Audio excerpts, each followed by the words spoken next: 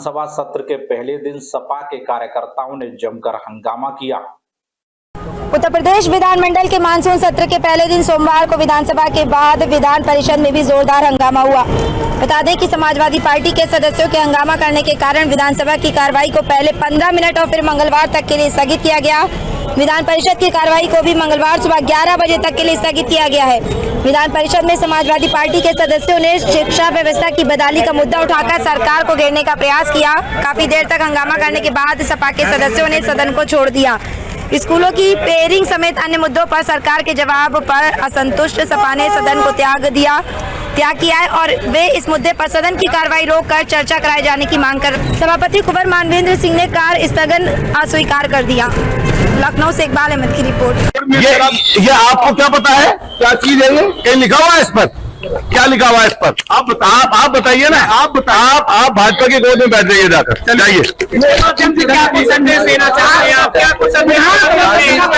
ये विधानसभा का पहला सत्र का पहला दिन है। बाबा साहब भीमराव अम्बेडकर जी ने जो संविधान दिया, हम उसको लेकर ये कहना चाहते हैं कि पूरी की पूरी सरकार भ्रष्टाचार के खंड में डूबी हुई है, किसी चीज पर चर्चा नहीं कराना चाहती, गरीबों के बच्चों को, किसानों के बच्चों को शिक्षा से दूर रखना चाहती है और इसकी पूरी की पूरी सियासत इसी तरह की है। जात धर्म में लोगों को लड़ाना, जात धर्म का भेद कराना इस सरकार की नीति नियत में है। हम सब लोग मिलकर इसका विरोध करते हैं कि जो आपके गरीब के बच्चे हैं वो किस तरीके से स्कूल में मर्जर के नाम पर, कभी स्कूल बंदी के नाम पर एक काम कर रहे हैं और दूसरी तरफ ये रोज शराब के ठेके खोल रहे हैं। हम सब लोग इसका विरोध करने के लिए प्रतीक के रूप में ये आपको लेकर है, इधर बाबा साहब की तस्वीर, इधर राम मनोहर लोहिया जी की तस्वीर, जो इनके आदर्श है उन पर हम लोग चलेंगे। अतुल भाई, बात ये है कि कंपनी विद्यालयों का विरोध करता है, उनके ऊपर एफआईआर दर्ज है, उस पर क्या कहना चाहेंगे? कोई कितनी एफआईआर दर्ज कर ले, कितनी भी एफआईआर दर्ज कर ले, लेकिन गरीब की लड़ाई लड़ने से हमें रोक नहीं सकते, गरीब की सोच से हमें पीछे नहीं हटा सकते। ये सरकार स्पष्ट करे, सरकारी स्कूलों को बंद क्यों कर रहे हैं, शराब के ठेके क्यों खुल रहे हैं? एक तरफ आप भारतीय संस्कृति, भारतीय परंपरा की बात करते हैं, कहा भारतीय संस्कृति, भारतीय परंपरा में शराब को ठीक माना गया है। नए नए बच्चे 14 साल 15 साल के बच्चे शराब की तरफ तेजी से बढ़ रहे हैं और पूरे के पूरे घर का सत्यानाश होता जा रहा है। और दूसरी तरफ ये लोग स्कूल बंद करना चाहते हैं, हम उसका विरोध कर रहे हैं और लगातार इस चीज पर लड़ाई लड़ेंगे। सत्र छोटा है, मुद्दे कई है, क्या लगता है कम समय में इन सारे मुद्दों को आप लोग ये आप पक्का समझिए कि पूरी की पूरी सियासत इनकी इसी तरह की है। ये लोग मुद्दों से भागना चाहते हैं। हम लोग महंगाई, शिक्षा, स्वास्थ्य, बेरोजगारी, इन विषय पर सरकार को लेकर आ रहे हैं और आने वाले समय पर इसी चीज पर चुनाव भी होने जा रहा है। जनता सब देख रही है, लेकिन सबसे ज्यादा गरीबों को नुकसान करने का काम इस सरकार ने किया है स्कूल बंदी का।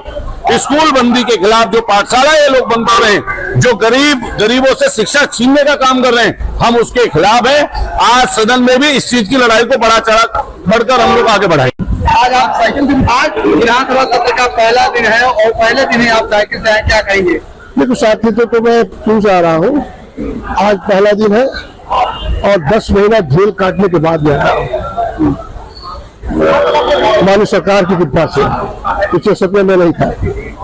और आज जो स्थिति है प्रदेश में, किसान खाद के लिए परेशान है, लाठियां, पुलिस की लाठी खा रहा है, स्वास्थ्य विभाग 10 से बदतर हो गया है, शिक्षा खत्म की जा रही है, नौकरियां समाप्त की जा रही निजों के नाम पे, लाइन आ रहे 10 से बदतर है। और ये अभी पुरानी जो वादा किया था उसको न करके 27 में जो वादा किया था, जनता आकार मचा हुआ प्रदेश सरकार के अंदर। माननीय मुख्यमंत्री जी उनका ध्यान बढ़ाने के लिए ये सोच उनकी है कि मुद्दा है, भारत का मुद्दा, किसानों का मुद्दा है, छात्रों का मुद्दा है, बिजली का मुद्दा है, बिजली का आकार मचा हुआ है, बिजली किया जा रहा है, आश्चर्य समाप्त किया जा रहा है। इन सारे मुद्दों को ध्यान हटाने के लिए 2047 ये 24 घंटे समय तो दिया गया। 24 घंटे रहे हमारी मांग है, जो आपने जनता से वादा किया था 10 साल आपकी सरकार होने जा रही है। केंद्र सरकार केंद्र में आपकी सरकार है, आपने अपनी जनता को क्या दिया और उस पर चर्चा की। आप लोग देने वाले हैं और आज देखिए, ये ग्रेजुएशन डाउन है, तो ग्रेजुएशन जब करने ग्रेजुएट एक शिक्षित नौजवान होता है तो उसके लिए सबसे गर्व का दिन होता है, उसके माँ बाप के लिए सबसे गर्व का दिन होता है। लेकिन आज का शिक्षित नौजवान जो बीए किया हुआ है, बीएससी किया हुआ है, बीटेक किया हुआ है, एमबीए किया हुआ है, वो परेशान घूम रहा है। उसके पास न सरकारी नौकरी है न प्राइवेट नौकरी है। सरकारी संस्थाओं में 20 लाख से ज्यादा नौकरियां खाली पड़ी हैं जो सरकार न भरने का काम कर रही है। प्राइवेट संस्थान फेल हो चुके हैं, तो प्राइवेट नौकरियां नहीं है, लोग सुसाइड करने के लिए मजबूर हो रहे हैं। लगातार आप लोगों द्वारा स्कूलों में पढ़ाया जा रहा इस तरीके विधानसभा। देखिए, सरकार जनहित के लोगों पे जनहित के मुद्दों पे काम करना तो चाहती नहीं है। जनहित की जो भी आवाज विपक्ष उठाए, पत्रकार उठाए, उनको दबाने का काम करती है। समाजवादी पार्टी जो स्कूल्स बंद हो रहे हैं, मर्ज हो रहे हैं, वहां पर गांवों में जो रोष है, जो बच्चे नहीं पढ़ पा रहे हैं, उनके लिए समाजवादी पाठशाला चलाने का काम कर रही है, जिससे सरकार समाजवादी पार्टी से सीख के सभी गांवों में जो स्कूल बंद किए जा रहे हैं उनको चलाने का काम करे। लेकिन सरकार उनको स्कूल न चलाने के बजाय उन पे मुकदमे लिखने का काम कर रही है, जिससे शिक्षा को इस प्रदेश में बंद किया जा सके। सरकार ने फैसला चेंज किया अपना, और जो स्कूल मर्ज कर रही थी सरकार तो फैसला चेंज किया, आपने अभी भी कोई जियो जारी नहीं किया है, कोई लिखित आदेश नहीं आया है, अभी भी अंदरूनी वो मर्जर चल रहा है। और जो स्कूल बंद किए हुए थे, अभी भी वहां पर कोई टीचर नहीं पहुंचा, बच्चे नहीं पहुंचे, वो स्कूल आज भी बंद है।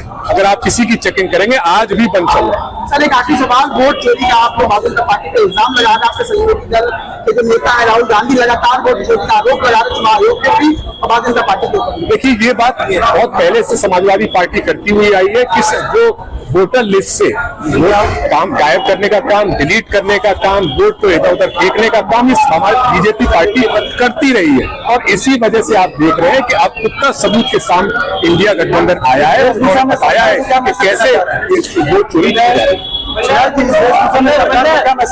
देखिए, जो ग्रेजुएट्स हैं, जो शिक्षित नौजवान है, वो सबसे ज्यादा परेशान है, क्योंकि उसको नौकरी की आशा में उसने जिंदगी भर पढ़ाई की है, पैसा खर्च किया है, उसके माँ बाप ने स्टूडेंट लोन्स लिए रखे हैं, उन पर बहुत सारी जिम्मेदारियां हैं, माई बहन की, माँ बाप की, भविष्य की। और जब वो नौकरी करने के लिए ग्रेजुएट होने के बाद निकलता है तो पाता है कि कोई नौकरियां नहीं है, सरकारी नौकरी न भरने का काम कर रहे हैं। 20 लाख से ज्यादा सरकारी नौकरियां खाली पड़ी हुई है, प्राइवेट संस्था बंद हो चुके हैं, तो प्राइवेट नौकरियां भी बंद हो रही हैं। तो लोगों को डिलीवरी बॉय बनने की नौकरी करनी पड़ रही है। बीटेक पीएचडी किए हुए लोगों के लिए कितना शर्मनाक है हमारे प्रदेश के लिए। और इसी वजह से सुसाइड रेट हमारे प्रदेश में, पूरे देश में सबसे ज्यादा है। मैं इंजीनियर सचिन यादव, विधायक जसराम। खड़ी हैं स्वास्थ्य व्यवस्था को लेकर, क्या है आपकी मांग और क्यों? हमारे उत्तर प्रदेश में स्वास्थ्य व्यवस्था बहुत ही खराब है। कहीं भी कोई सुविधा नहीं है, कोई एम्बुलेंस की ज़रूरत पड़ती है तो वो नहीं मिलते हैं, कहीं उसमें तेल नहीं रहते हैं, कहीं कोई ड्राइवर नहीं रहता है, और दवाएं लोगों को अच्छे तरीके से जो मिलनी चाहिए नहीं मिलती। लोग बाहर की दवा करते हैं, अपना टेस्ट भी कराते हैं। संविधान को बचाने के लिए हमारे पीडीए के महानायक अखिलेश यादव जी सड़क से लेकर सदन तक संघर्ष कर रहे हैं। पीडीए पाठशाला चलाने का काम समाजवादी पार्टी के कार्यकर्ता कर रहे हैं, तो उन पर मुकदमे दर्ज किए जा रहे हैं। इसीलिए आज हम लोग उत्तर प्रदेश की सरकार को आईना दिखाने के लिए ये पीडीए पाठशाला लेकर आए हैं, तो देखें और सीखें और समझें कि गरीब के बच्चों को पढ़ाना कितना आवश्यक है, कितना जरूरी है। वो तो कह रहे हैं कि आप लोग वहाँ पर पीडीए पाठशाला में मैनपुरी में